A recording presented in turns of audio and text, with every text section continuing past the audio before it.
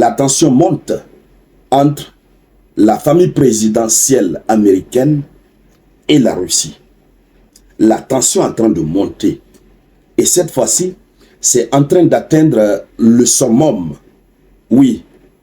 Et donc, vous savez, depuis la situation qui s'est déroulée au Crocus Hall City, la Russie a dit qu'elle n'est pas prête à tolérer. Ce qui s'est passé récemment, le 22 mars, qui a envoyé près de 144 personnes au repos éternel, la Russie a dit qu'elle n'était pas prête à tolérer. Donc depuis lors, les investigations continuent. Jusqu'à ce que les députés de la Douma russe, je dis bien les députés de l'Assemblée nationale russe, c'est l'Assemblée nationale russe qu'on appelle la Douma russe. Ces députés, n'est-ce pas, ont décidé de créer un comité d'enquête. Et ces enquêtes ont démarré. Oui, aujourd'hui, mardi 9 avril 2024, ces enquêtes ont démarré. Mais avant le démarrage des enquêtes, les enquêtes préliminaires qui ont permis de faire asseoir l'intime conviction des Russes, ont permis aux Russes de savoir que l'Ukraine est principalement concernée, mais surtout il y a une société ukrainienne qui avait eu à employer le fils du président américain Joe Biden.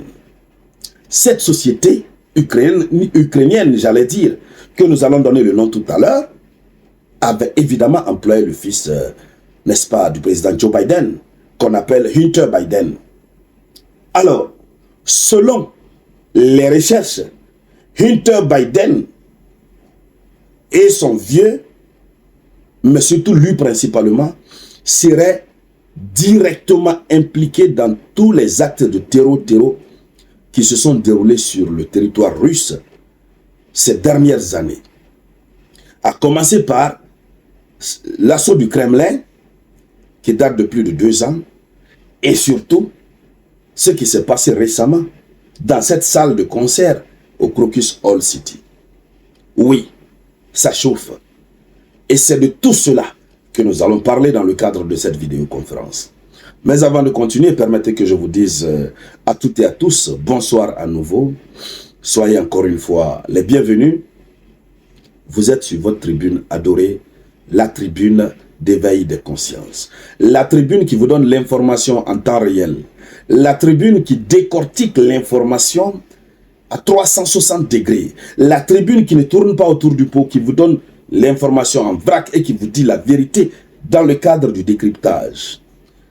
Chères dames, chers messieurs, bienvenue à toutes et à tous. Mais surtout, cette vidéoconférence, elle est très sensible puisque nous parlons de la famille présidentielle américaine. Et nous sommes sur le réseau Facebook. Donc, cliquez beaucoup sur les j'aime. Laissez beaucoup de commentaires. Mettez salut le samouraï. Voilà. Et cliquez sur le bouton partager. Partagez au maximum. Ça donne du poids à la vidéoconférence. Ça permet à l'algorithme de nous oublier jusqu'à la fin de notre vidéoconférence. Chères dames, chers messieurs, il se passe quoi? Ainsi donc, nous disons que la Russie a ouvert une enquête. Ce n'est pas Poutine qui décide cette fois-ci. C'est la Douma russe, l'Assemblée nationale. La commission a été mise en place, le comité a été mis en place. Mais qu'est-ce que le comité dit? Le comité dit qu'il y a une société ukrainienne qu'on appelle Burisma. Ce n'est pas Burisma, hein? Les fans de Didier Arafat, voilà, ne confondez pas. C'est Burisma. Vous savez, à un moment donné de l'histoire, le fils de Joe Biden, Hunter Biden, avait siégé en tant que président du conseil d'administration, n'est-ce pas, de cette société. Alors, le comité d'enquête russe, qui a annoncé aujourd'hui 9 avril l'ouverture d'une enquête, quel est l'objectif de l'ouverture de cette enquête? L'enquête est ouverte pour financement du terrorisme. Voilà. Hein? Pour financement des actes de terreau pour le compte de l'Ukraine, impliquant les États-Unis et leurs alliés. Oui, mais le comité d'enquête cite notamment le nom de la société ukrainienne. Donc, son nom est cité clairement. La société ukrainienne ayant employé le fils du président Biden. Alors, l'enquête est en train d'examiner les sources et les mouvements des fonds s'élevant à plusieurs millions de dollars. Les sources et les mouvements des fonds qui s'élèvent à plusieurs millions de dollars américains et l'implication des collaborateurs, des autorités et d'organisations publiques et commerciales des pays occidentaux. Autrement dit, il y a plusieurs personnes, plusieurs entités qui ont participé à cette affaire. Mais le cerveau principal, c'est l'Ukraine. Puisque la société Burisma, elle est ukrainienne. Nous continuons. L'Ukraine est véritablement visée, puisque les enquêteurs affirment évidemment, n'est-ce pas, que Burisma a servi d'intermédiaire pour les fonds utilisés ces dernières années pour mener des actes de terror en Russie et à l'étranger pour, n'est-ce pas, voilà, envoyer au repos éternel des personnalités. D'accord?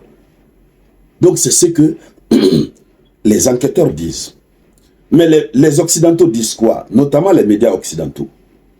Ils disent, n'est-ce pas, que les enquêteurs n'ont pas présenté d'éléments du dossier, d'une part.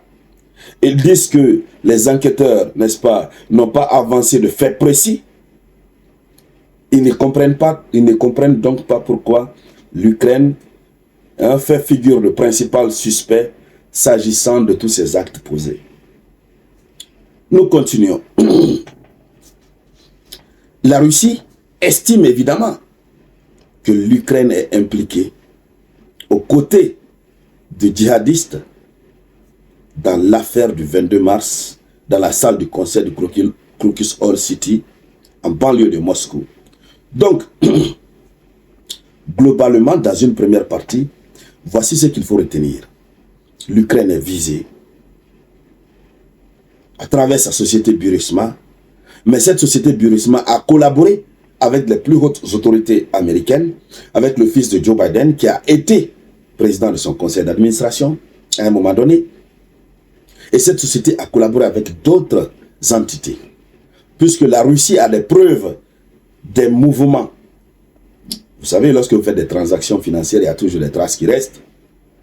Donc ça, c'est la première. Mais la deuxième partie, l'autre des choses, c'est que Hunter Biden, qui est le fils de Joe Biden, il a toujours été accusé, avant même cette affaire du 22 mars, au Crocus Hall City, il a toujours été accusé d'être impliqué dans le financement de ces actes-là en Russie. Mais il a toujours nié. Jusqu'à ce que même un ancien informateur du FBI qui avait sorti des preuves, ce dernier, on l'avait créé tous les ennuis du monde.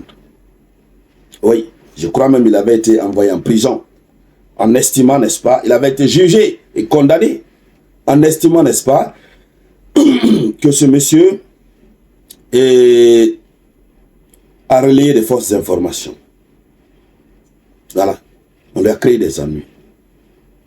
Puisque ce monsieur s'est fondé sur des enquêtes et des informations en provenance de la Russie, plus d'autres informations qu'il avait par devers lui-même. Un autre aussi, qu'on appelle Alexandra, de 43 ans, qui est un ancien indique américo-israélien de la police fédérale américaine. Lui aussi, il a été soupçonné d'avoir menti à son officier traitant en 2020 en relayant des fausses informations.